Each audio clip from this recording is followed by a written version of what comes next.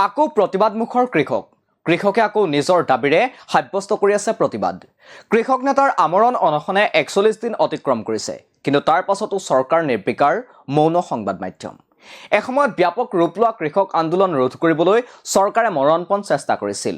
ব্যৰ্থ হলেও এখনৰ পাছত এখনকৈ ১১খন বৈঠকত অংশ লৈছিল।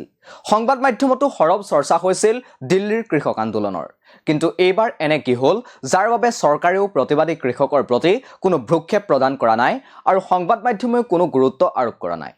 এই প্ৰশ্নৰ উত্তৰ বিচাৰিবলৈ যোৱাৰ আগে আমি এতিয়ালৈকে হোৱা কৃষকৰ আন্দোলনৰ অগ্ৰগতিৰ বিষয়ে কিছু সম্যক আভাস ল'ব লাগিব।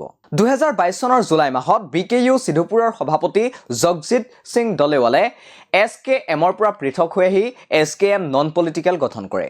বিগত বৰ্ষৰ ২৬ নৱেম্বৰৰ পৰা খানৌৰীত আমৰণ অনশন কৰি থকা ডলেৱালে কেন্দ্ৰক কৃষকৰ দাবীসমূহ মানি ল'বলৈ দাবী উত্থাপন কৰে। এই সময়ছোৱাত উচ্চতম ন্যায়ালয়ে ডলেৱালৰ অৱস্থাক লৈ উদ্বেগ প্ৰকাশ কৰিছে। বৰ্তমানৰ কৃষক আন্দোলনটো বিগত বৰ্ষৰ ফেব্ৰুৱাৰী মাহত দুটা কৃষক সংগঠন ইউনাইটেড কিষাণ মৰ্চা অৰাজনৈতিক আৰু কিষাণ মজদুৰ মৰ্চাৰে বাকী থকা দাবী সন্দৰ্ভত পুনৰ আৰম্ভ হৈছে। ৰাষ্ট্ৰীয় স্বয়ংমুক্ত কিষাণ মৰ্চাৰ পৰা বিচ্ছিন্ন হৈ পঞ্জাৱৰ পৰা তেওঁলোকৰ সংগঠনৰ সমৰ্থক জগজিৎ সিং ডলেৱাল আৰু চৰণ সিং পাণ্ডেয়ে দিল্লীলৈ যাত্ৰা কৰিছিল, যদিও হাৰিয়ানাৰ সীমান্তত হাৰিয়ানাৰ নিৰাপত্তাৰক্ষীয়ে তেওঁলোকক ৰখাই দিয়ে। যোৱা বছৰৰ ফেব্ৰুৱাৰী মাহৰ আৰম্ভণিতে যেতিয়া কৃষকসকলে পুনৰ দিল্লীলৈ পদযাত্ৰাৰ আহ্বান জনাইছিল, তেতিয়া আন্দোলনকাৰী কৃষকৰ সৈতে ২ ৰাউণ্ড আলোচনা কৰিবলৈ চণ্ডীগড়লৈ উৰা মাৰিছিল ৩জন কেন্দ্ৰীয় মন্ত্ৰী। তেওঁলোক আছিল পীযুষ গোৱেল, তেতিয়াৰ কৃষিমন্ত্ৰী অৰ্জুন মুণ্ডা আৰু গৃহ ৰাজ্যমন্ত্ৰী নিত্যানন্দ ৰায়। কিন্তু এই আলোচনাৰ পৰা কোনো ফলাফল লাভ কৰিব পৰা নাছিল। তেতিয়াৰ পৰা অচলাৱস্থাৰ মাজতো কেন্দ্ৰীয় চৰকাৰে প্ৰতিবাদী কৃষকৰ সৈতে কথা পাতিবলৈ অনিচ্ছুক। কেন্দ্ৰীয় চৰকাৰৰ এই মনোভাৱ কেন্দ্ৰীয় কৃষিমন্ত্ৰী শিৱৰাজ সিং চৌহানৰ বক্তব্যতো দেখা যায়, য'ত এই সপ্তাহতে তেওঁ কৈছিল এতিয়া উচ্চতম ন্যায়ালয়ে এই সন্দৰ্ভত চকু ৰাখিছে, উচ্চতম ন্যায়ালয়ৰ নিৰ্দেশনা মানি চলিব। মোদী চৰকাৰৰ দ্বিতীয় কাৰ্যকালত যেতিয়া কৃষকে ৩খন কৃষি আইনৰ বিৰুদ্ধে আন্দোলন সাব্যস্ত কৰিছিল আৰু এবছৰ ধৰি দিল্লী সীমান্তত প্ৰতিবাদ সাব্যস্ত কৰিছিল, তেতিয়া ৩জন কেন্দ্ৰীয় মন্ত্ৰীৰ এটা দলে কৃষকৰ সৈতে ধাৰাবাহিকভাৱে আলোচনাত মিলিত হৈছিল।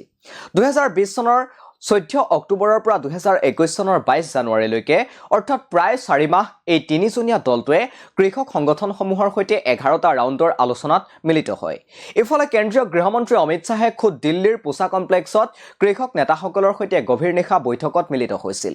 অৱশ্যে ২০২১ চনৰ ১৯ নৱেম্বৰত গুৰু নানক দেৱৰ জয়ন্তী উপলক্ষে প্ৰধানমন্ত্ৰী মোদীয়ে দিয়া ভাষণত ৩খন কৃষি আইন বাতিলৰ কথা ঘোষণা কৰিছিল।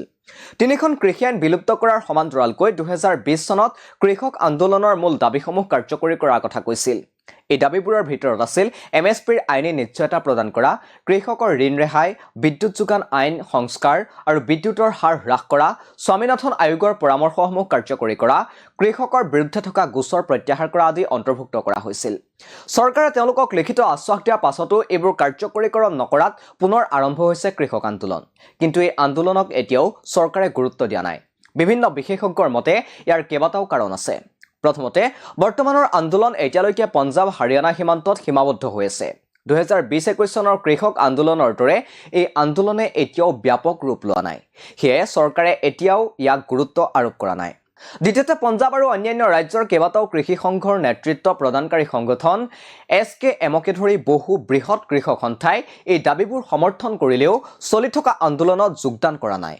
তৃতীয়তে, ২০২০-২১ চনৰ কৃষক আন্দোলন কেন্দ্ৰৰ ৩খন কৃষি আইন বিৰোধী আছিল। বৰ্তমানৰ প্ৰতিবাদৰ বহু দাবীও পূৰ্বে উত্থাপন কৰা হৈছিল।